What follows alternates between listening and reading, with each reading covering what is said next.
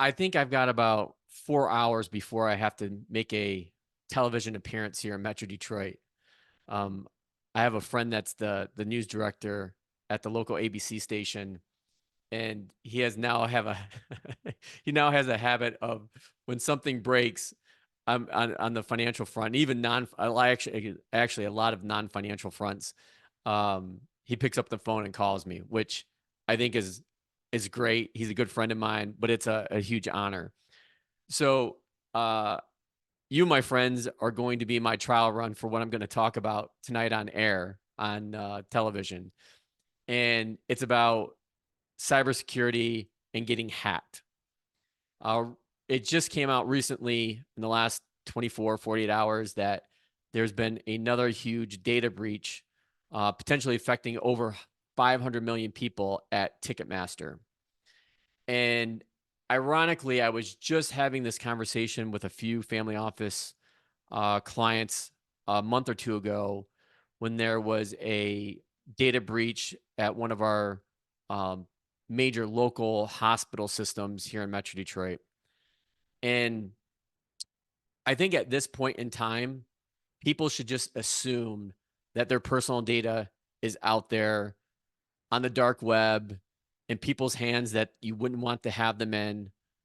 And so the question is, well, Paul, what do we do about it? How do we protect ourselves? Because this is cybersecurity, and data breaches and hacks aren't going away. If anything, they're going to be more and more frequent.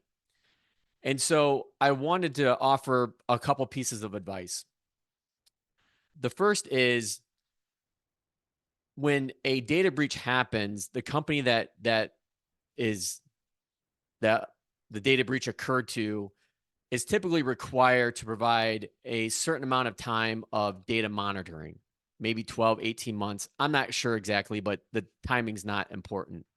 But I think what is important is that people should probably consider just going out and buying their own credit monitoring um, software working with a company.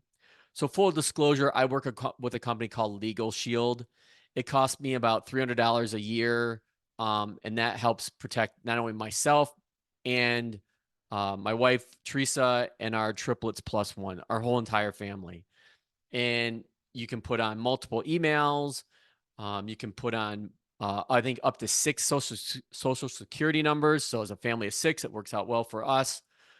And then I get the question, well, Paul, why do I have to pay $300 a year for this? And my response is, well, you don't, but if it helps you sleep at night, if it provides some kind of peace of mind, knowing that, your information is out there and you're going to get alerted to if somebody tries to open up a credit card or a mortgage or a loan or a bank account, anything like that, is that worth it? Is that worth $300 a year? In my mind, it's an absolute yes. Is Do I feel like it's not my responsibility to pay that? Well, yeah, I can get that point as well. But for the peace of mind it brings, knowing that you know there is some level of protection, even if you have a company like Legal Shield or another credit monitoring system, whether it's through Transamerica or Experian or TransUnion, the other big credit bureaus, there's no guarantee that you're still not going to get hacked. But it does make it a little bit more difficult. It does give you a fighting chance at being able to act rather than react. So that's my first action I would take. The second is investing in a password manager system or software. Again, personally, I always like to disclose these things. The one that I've used for probably 4 or 5 years now is called Dashlane.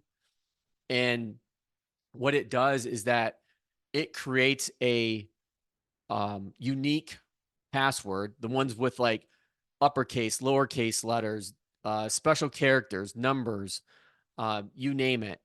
And it also alerts you to when there's a potential breach at one of the companies that you have credentials at, whether it's your bank, Ticketmaster, you name it.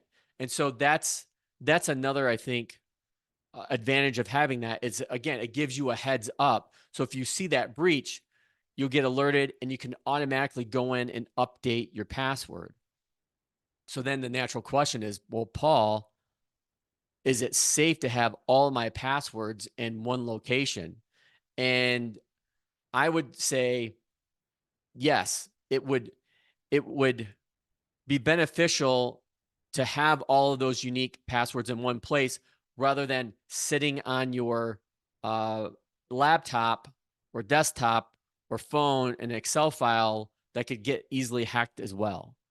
A lot of these data or password management system software have, top of the line security systems, but again, they're not foolproof either. There's been, I think it's LastPass that I think last year recently was had a data breach.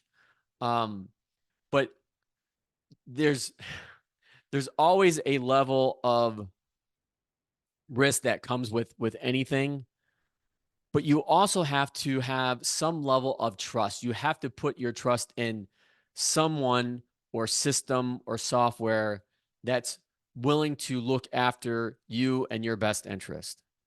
And I think having some kind of credit monitoring system, having some kind of password management system give you basically a fighting chance of being able to protect yourself. It's better than doing nothing.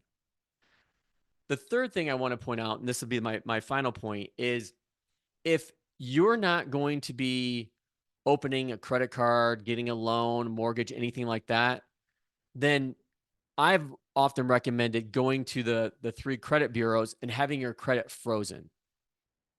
That eliminates being able to open up a bank account or a credit card, period. That is the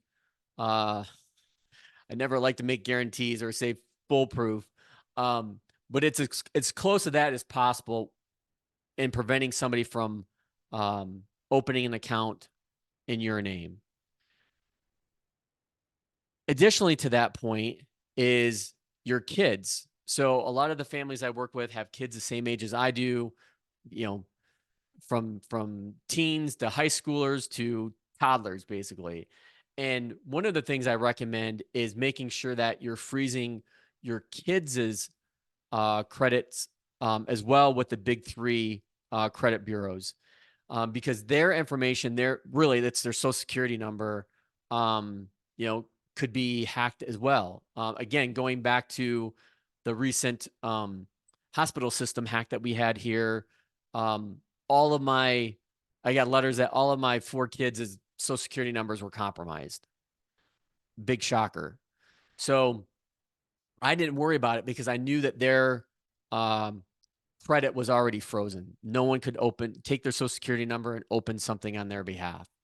So again, 3 things just to recap that I would recommend is finding a credible credit monitoring company to work with, utilizing a password management system or software, and then 3, if you're not going to need to be opening a line of credit card, bank account, anything financial account related, look at having your credit frozen as well as any minors that you may have. So that's all I have for this week. We'll see you again soon.